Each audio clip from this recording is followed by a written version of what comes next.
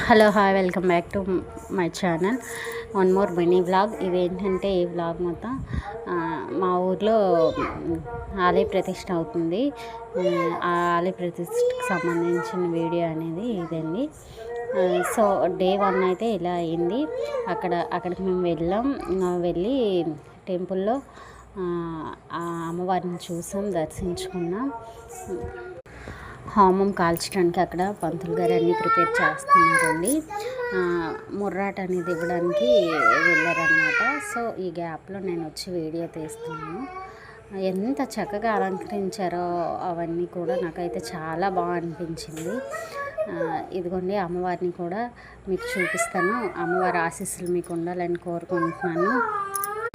అమ్మవారిని ఎంత చక్కగా అలంకరించారో కదండి.